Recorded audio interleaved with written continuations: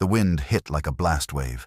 Dust spiraled through the dawn light, and a single voice sliced through the static of the comms. "Who the hell is she?" Every head on the ridgeline turned, downrange. 4 Taliban fighters dropped almost simultaneously, each impact a flash of dust and motionless silence. One shot, then another. Under 13 seconds, 4 kills. From a distance of over 1,200 meters, the team froze. Even the wind seemed to stop breathing. No one at FOB Kestrel, buried deep in the Mirzai Highlands, had ever heard of Petty Officer First Class Mara Ghost Reeve before that morning. She wasn't on the usual roster. No reputation, no record anyone could trace. Just a quiet operator assigned 2 weeks prior under classified evaluation. Yet now, she had just rewritten the unspoken rule of the valley: only ghosts could shoot like that. As the dust settled, Mara rose slowly from her prone position, calm, surgical. She locked the bolt of her MK-13 Mod 7 rifle, the faint click swallowed by the mountain wind. The rifle's matte barrel shimmered faintly in the sunlight, custom-tuned. Chambered in .300 Winchester Magnum, topped with a Night Force ATACR optic that caught the horizon like a mirror. From the overwatch post, her spotter whispered, "That's impossible." She didn't answer. She just exhaled once, long and steady, and began logging her firing data into a small, worn notebook, handwritten, no digital devices. When she finally stood, her shadow stretched across the sand-colored rock. In her gloved palm rested a coin, tarnished, dented, engraved with 3 words: actions, not words, the kind her father, Master Chief Daniel Reeve, had carried through Iraq. Behind her, the comms erupted again. Lieutenant Commander Harlan's voice was sharp now, clipped through the static. "Ghost, report. Where the hell did you learn to shoot like that?" Mara's eyes didn't move from the valley below. She could almost hear her father's voice echoing in the wind. "Excellence needs no announcement." Then she spoke softly, more to herself than the radio. "This isn't where I learned it, sir." A gust swept the ridge, scattering dust and whispers of what was coming next, because at dawn, inside the walls of FOB Kestrel, the men she'd just saved were about to find out who Ghost really was. Before the story continues, drop a comment and tell us where you're watching from. And if you love military storytelling, hidden warriors, and impossible sniper shots, hit subscribe so you never miss the next mission. The first sound wasn't gunfire, it was memory. When Mara Reeve closed her eyes, she was 12 again, barefoot on a rifle range outside Coronado, her father's shadow stretching across the sand. "Wind isn't something you fight," Master Chief Daniel Reeve told her, adjusting her hands on the rifle. "It's something you read like a language only patience can translate." The air smelled of salt and gun oil. He never spoke of war, never mentioned medals. To her, he wasn't the Navy's most decorated sniper instructor, just the quiet man who taught her one rule until it became law: let the rifle speak for you. By 14, she could calculate wind drift faster than most trained shooters.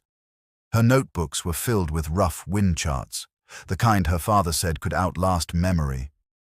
But time didn't care about legends. Cancer came for him quietly, like fog at dawn, the day he handed her his challenge coin. She thought it was a keepsake. Only later did she notice the engraving. "Excellence needs no announcement." That line became her compass. She enlisted under her mother's last name, no favors, no legacy. If she was going to wear the trident, she'd earn it. Through Bud S Class 286, she bled, broke, and rebuilt herself, passing evolutions that crushed men twice her size. Her instructors never knew her lineage. They just called her Ghost, because she never spoke unless it mattered and never missed a shot. At sniper school, she finished 4th on paper, but her cold barrel shots were flawless. Every morning, 1 round from a clean barrel, logged in her father's old notebook. She never skipped a day. Now, standing in the Mirzai Highlands, She wondered if her father had ever stood here reading the same wind, the same silence. She traced a faded line in his journal, west face Aero 630 thermal rise 2.3 mil at 1,000 meters. Tomorrow. She'd test whether those words still held true. Below. MH-47G. Chinooks carved the dawn into ribbons of dust and thunder. Mara snapped her rifle case shut and whispered to the wind, "Let's see if ghosts still speak here." Because by sunrise, the mountains would remember her name whether she wanted them to or not. The operations room at FOB Kestrel buzzed radio static and the low hum of projectors cutting through the cold air. Maps of the Karagol Valley glowed across the table, red markers marking failed attempts, wounded operators, and unanswered calls. The smell of burnt coffee mixed with the metallic sting of tension. Everyone in that room knew the truth. This was their last chance at Amin Kadar, and no one wanted another name carved into the wall. At the head of the table, Lieutenant Commander James Harlan stood stiff-backed, eyes scanning the mixed detachment of Rangers, Green Berets, and SEALs from Task Force Raven men who'd survived too many hunts gone wrong. "We've had 4 attempts," he said, voice clipped. 3 wounded. No kills. Kadar's compound is protected by a Pakistani-trained counter-sniper team. They're ghosts. You've all seen what happens when we underestimate them. Silence. Then Harlan's gaze shifted toward the lone figure in the corner. Petty Officer First Class. Mara Ghost Reeve stood there, rifle case by her boots, eyes fixed on the topographic map. She hadn't spoken a word since walking in. The hum broke when Chief Petty Officer Luis Ortega leaned forward, voice edged with doubt, with respect. "Sir, why her? No confirmed kills, no combat logs. She just showed up on our roster 2 weeks ago." A few heads nodded. Petty Officer Eli Novak added, "We asked for a proven shooter from Delta, not a mystery name with a clean file." Mara didn't move. She'd lived through this before the still air before judgment, the sound of her own breathing louder than the room. 4 in, 7 hold, 8 out. Her pulse stayed steady. "She's not a random assignment." Harlan cut in, his tone sharp. "Naval Special Warfare Command placed her here based on classified performance data. Over 1,000 hours logged in Overwatch, 0 miss record in live fire evaluations." Ortega scoffed quietly. "Metrics don't pull triggers. We need someone whose name means something." The irony burned in Mara's chest. Her name meant everything. She just couldn't say it. The room fell silent again, cold, heavy, almost physical. Her gloved hand brushed the side pouch of her rifle case. The challenge coin pressed against her palm, its engraving like a pulse under her skin. Actions, not words. When the briefing ended, Mara was the first to step outside. The mountain air hit like ice, sharp and clean. The Mirzai peaks glowed orange in the first light of dawn. From the catwalk above, a voice called down, half mocking, half curious. "Hey, ghost. You better hope that coin of yours shoots straight." She didn't turn. "It's not the coin you should worry about," she whispered. Inside her locker, her father's journal lay open, a single line catching the morning light. "West face 0630 thermal rise begins. Tomorrow." The operation would take her straight into that wind, and when it did, every man who doubted her would learn what silence sounds like when it pulls the trigger. The rotors of the MH-47G Chinook carved through the frozen night, blades slicing the mountain air into thunder.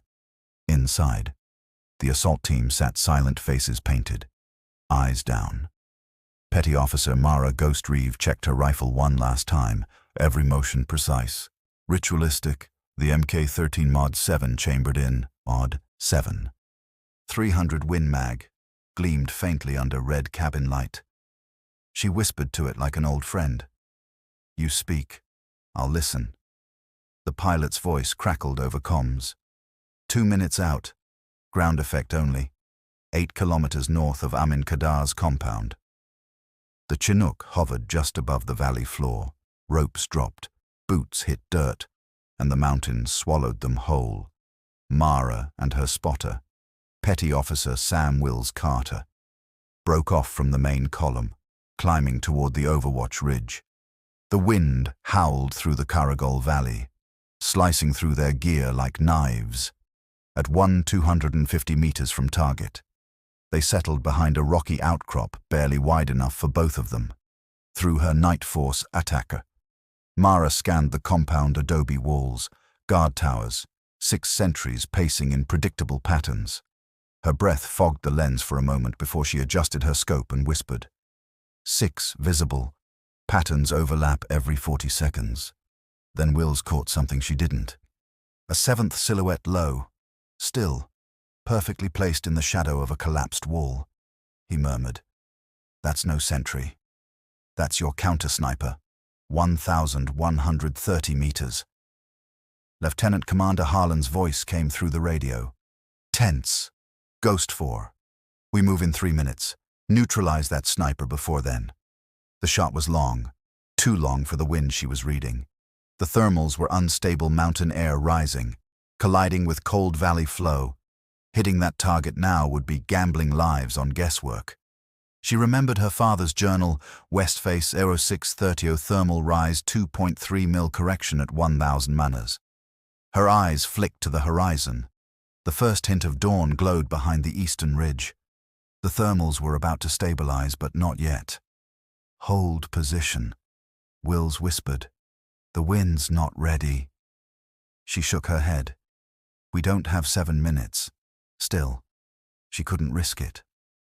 Not here. Not now. She made her choice.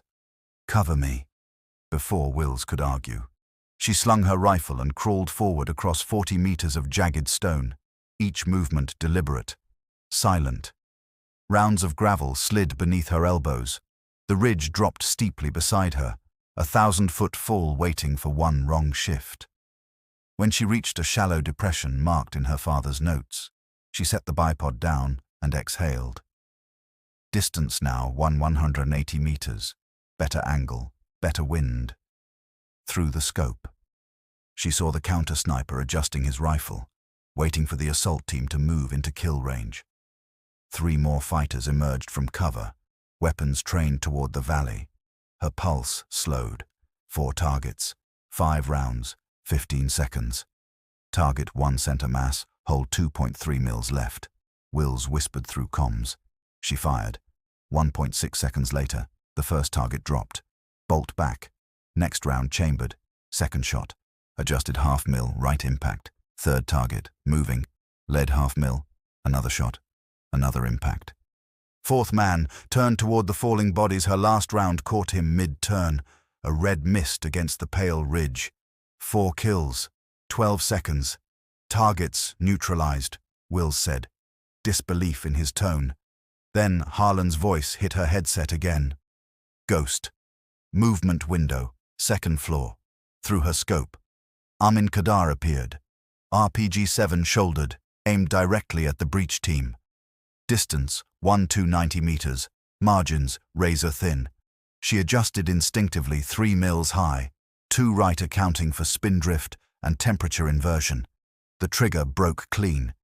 The shot struck Kadar's shoulder, twisting him backward. The launcher slipped, clattered, and fell unfired. The explosion never came.